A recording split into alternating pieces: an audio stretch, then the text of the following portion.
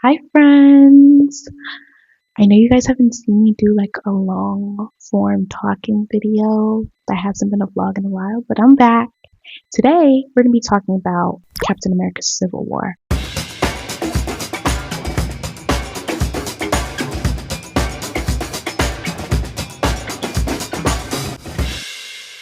What brought upon this video? Well, I was reading fan fiction, as one does, AO3 Warrior, and I was reading a lot of Civil War ones, and I was like, it's been a while since I've thought about it.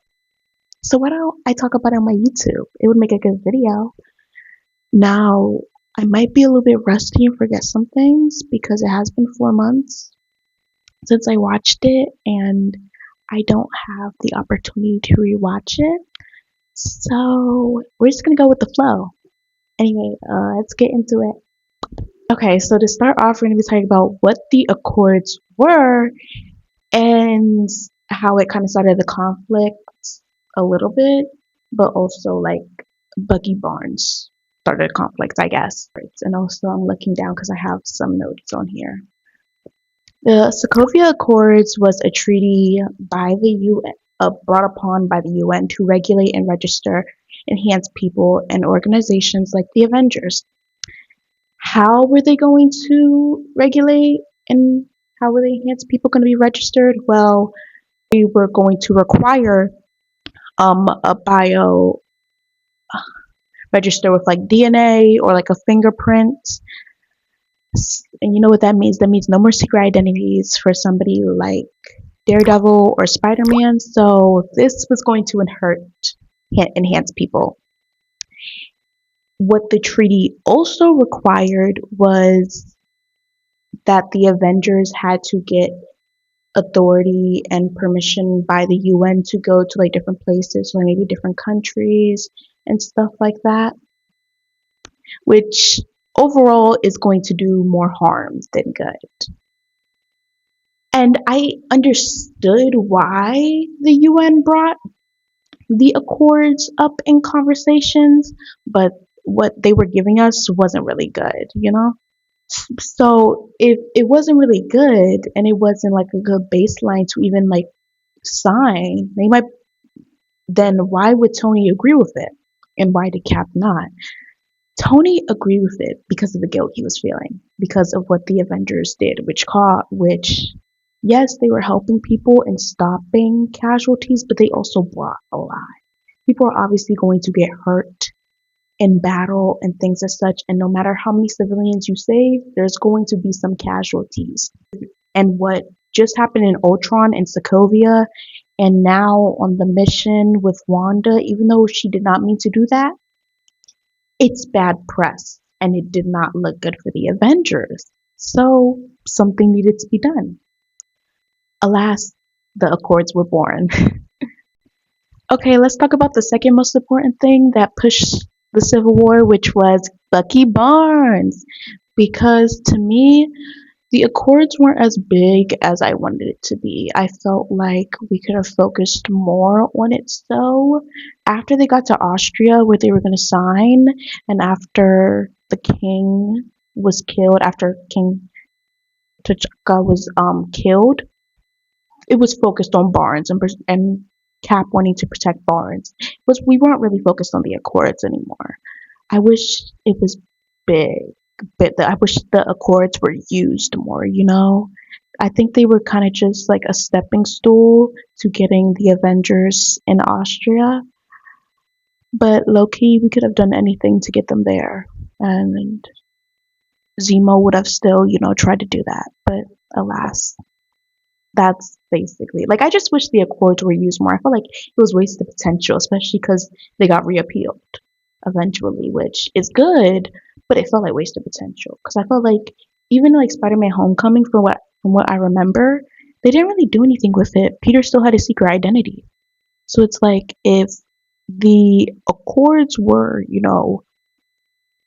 hey, if you don't give us like your secret identity, you're going to the raft, then wouldn't that include Peter in Spider-Man, and yet we got like barely anything of that in Homecoming. So the Accords were just wasted potential to me. So yeah, we're in Austria because we already talked about why did Tony agree, why did Cap agree. So we're in Austria now, and we're getting ready to sign and stuff like that.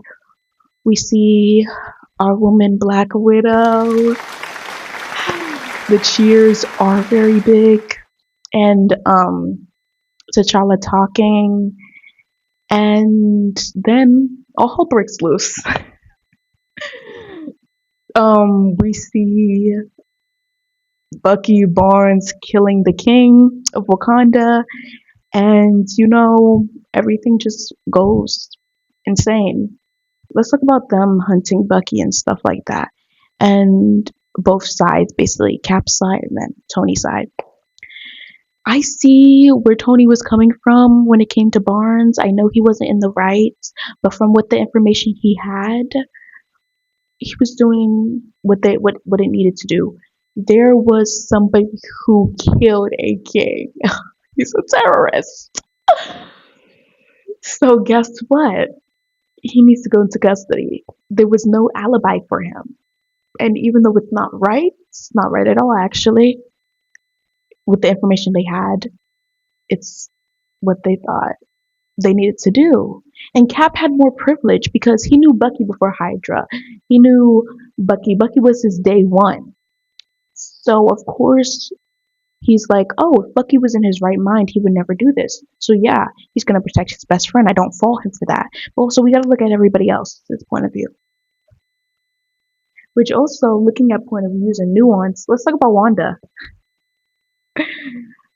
Um, I don't like that Tony kept her in like confinement, even though the house was beautiful. Oh my god, the house was amazing. Cooking with Vision, it was beautiful, but it was wrong. Like at least, like if you want her to be watched, which isn't right at all. I'm not excusing it. But if you were gonna do it smart. Have Vision like let her go outside, take her somewhere. Maybe rent out something. Do it smartly.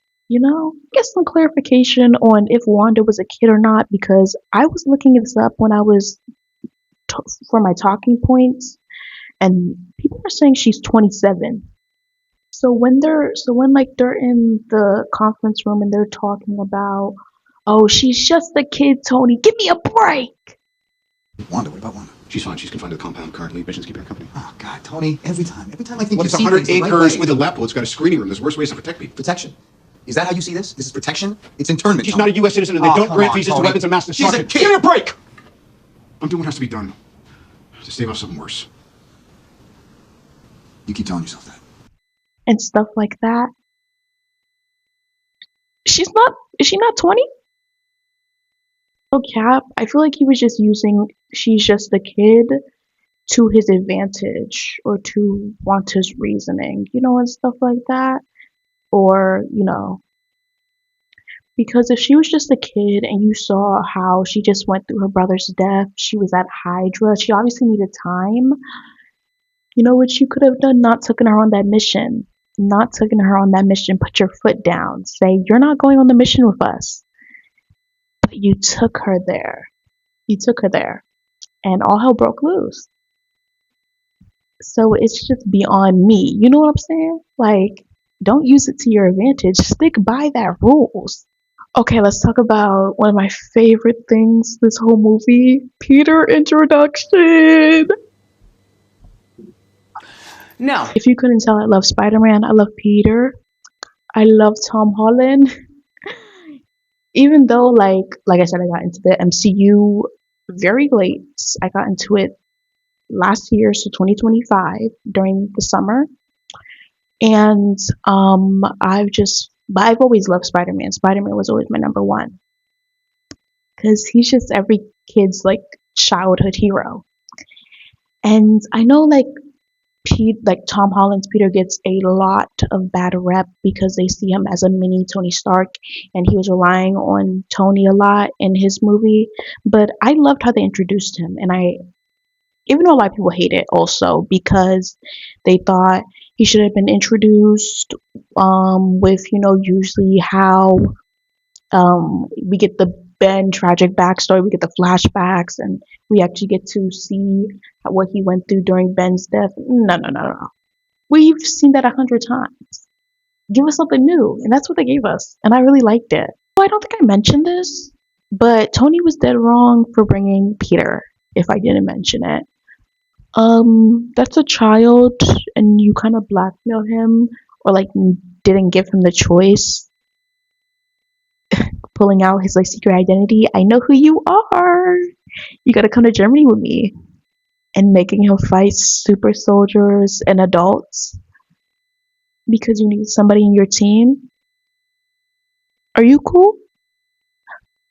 And he acknowledges that, and obviously was trying to do better. We see that in Infinity War when he tells Friday to send the kid home.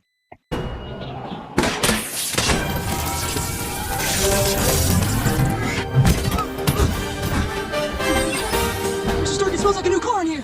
Happy trails, kid. Friday, send him home. Oh, come on. After they were fighting whatever they were fighting. I have to rewatch Infinity War too.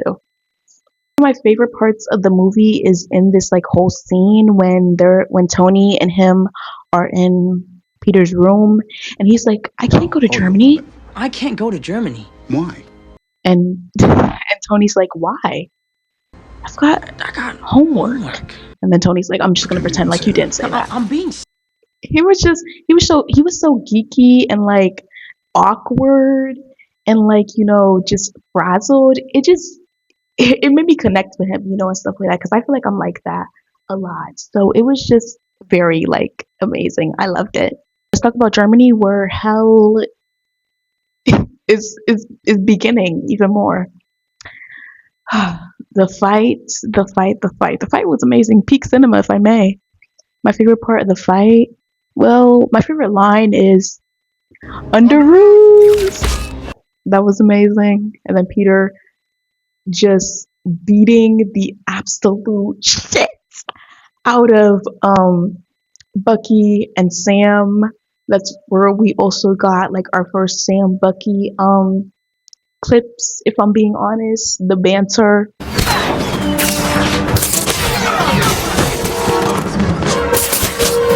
Those wings carbon fiber? Is this stuff coming out of you? I would explain the rigidity flexibility ratio, which, gotta say, that's awesome. I don't know if you've been in a fight before, but there's usually not this much talk. Alright, sorry, my bad.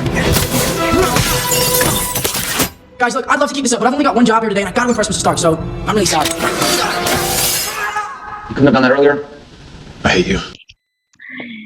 It was just an all around like good fight. I love seeing Clint and even Ant-Man. Where are the Ant-Man lovers? Like, gosh, his movies are so funny. But like I was saying, yeah, it was just an all around good fight.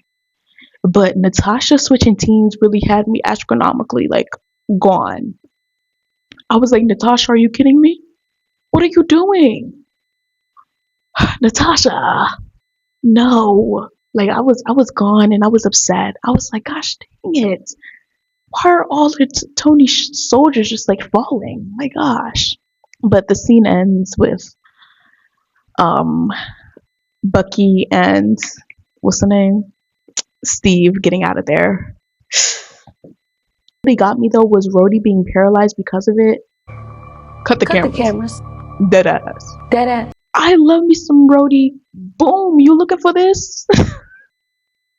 I'm sorry, every time I see that clip or say it gets me in a funny mood. But like he's my comedic relief. He's voice of reason. So it's like y'all paralyzing him? Like Marvel was dead wrong for that. Okay, let's talk about Siberia. I have no words. When I first saw that scene, I was like, gosh, I'm gonna die. I'm gonna die. Like my emotions were like, I'm gonna die. That's how it felt. But okay, first let's talk about Tony finding out that Bucky killed his parents, or Winter Soldier, I should say more. Also, Zemo, dead ass, you are crazy. playing that, being like, watch this. He is insane. Yeah, but that's when we started losing rational thoughts, if they even were rational to begin with. Tony. Now, will I say, was his feelings justified? Of course, they were justified to the max. But damn, you really didn't have to charge. I don't know what I would do because I'm not an orphan. Sorry. Shout out to all my orphan fans though. But that was so wrong to say. I'm so sorry. I love the orphans. I don't know what I would done, but Tony, I really we could have worked something out. But also let's move on to Steve. You are a weak man. You are a weak man. Like saving that when you knew, and you saving that to, I don't know, not break Tony's feelings or your conscience or his conscience or whatever. No, if that was really your friend, your teammate, somebody that you wanted to wanted to stick by, then you would have told him. And maybe when he calmed down, there could have been some more dialogue. But since you let that bubble up and you knew about it, that's why he was mad. And even going to say, Bucky, he's my friend. Tony, so was I. Like, what? You did not care. You did not care. You did not care. He cared about Bucky, his main hoe. Let's talk about the fight scene. Low key, I felt so bad for Tony. We're fighting two super soldiers. We're doing the best that we can, but we can't do shit. We low key can't do anything. I mean, he was getting dogged out, and I mean dogged out. Bucky and Cap, they're beating up an orphan. I'm just sitting there like, gosh, I wish I could do something. You're beating up an orphan who just found out that his killer's parents is right in front of him. And I know, oh, like, Bucky's best friend, he can't let you do that.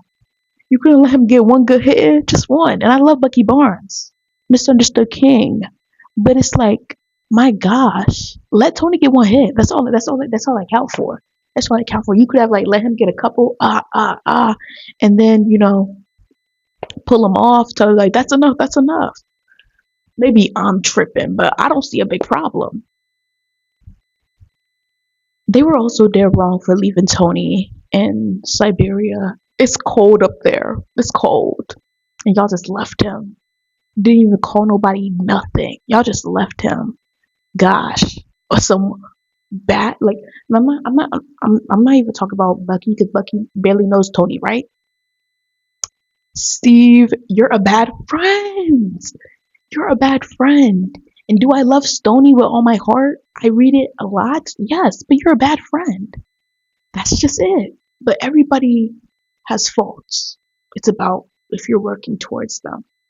Let's talk about the flip phone scene. That was amazing. May I be honest? Now, did I really think he needed to write that note? No, I would have ripped it up if I was being honest. If I was Tony, because I'm vengeful and I hold grudges. But to me, it's like it's like in one of the parts from what I remember, he was trying to excuse it, saying, "I felt like keeping it from you would have been better, but maybe it would have been better for me." But I did what I thought was right. Like, no, no. Get him out of here. Pack it up. Hit the road, Jack. Like, no, stop trying to excuse it or explain it. Just say you're sorry and move on. Getting out his team though was really great because they were thugging it out. If I'm being honest, in the raft. God, I would never want to be locked in the raft. Ew. It would have been that would have been horrible for me. Absolutely not. But thugging it out, thugging it out. Yeah. And then they became war criminals. Um, let's talk about what team I was on the end because that's what everybody's been waiting for. There's a lot of nuance in Captain America Civil War, and I felt like, and it's good to have nuance. It's good to have open things that needs to be talked about. So I can't really say I was on one determined team because each team had their faults. But let's talk about specific points. What team I was on. When it came to the Accords, I was leaning more towards Cap because I feel like Tony wasn't really thinking about it. He was thinking about the guilt and the harm that they've caused, even though, like I said, sometimes the good that they did outweighed the bad, and the bad that they did, the casualties, the mass, the destruction, outweighed the good. So, but Cap was thinking of his opinion and what he thought was best, and I agreed with what Cap thought was best more. And then when it came to Siberia, I was on Team Cap. I mean, Team Iron Man, Tony. Like I said, Cap was dead wrong in that situation. No matter which way or buts you want to go about it, there's nothing you could say that will say that he was right because he wasn't, and he acknowledges that. Let's go to Germany. What team would I be fighting on? Now, first of all, I would never be there. It's not for me. But Team Iron Man had War Machine, Black Widow, and Spider Man. Just being next to Spider Man, I'd go insane. So we've got to choose Team Cap. And I love Wanda. I love Clint. I love Bucky. And I love Sam. And Steve, you always get the middle finger after Endgame because I'm a Stucky shipper also, if you couldn't tell. But yeah, Steve, I'm sorry. Team Iron Man was objectively better. They had funnier people, and I just liked them. I forgot to mention Tony, but yeah, Tony was there too. But yeah, I would Germany. I would pick Team Cap. I mean Iron Man, not Cap. Sorry. So to wrap it up, when it came to the Accords, I was leaning towards Team Cap. When it came to Germany, I was leaning Iron Man. And when it came to Siberia, Iron Man. So in the end, it's nuance. I don't know. Because they were both, like I said, they were both thinking irrationally throughout this whole movie. They, well, they were both thinking irrationally and rationally at some points in this movie. So I don't really know if I could choose one team. I don't think I can. But that's what I love about movies. It's all about opinions. So let me know in the comments what your guys' opinion on it and what team y'all would be on. And yeah, let me know if I got anything wrong because I would love to get things better or do things better. So yeah, that's really it. Thank you guys for watching, and yeah, hope you guys enjoyed. Bye, friends.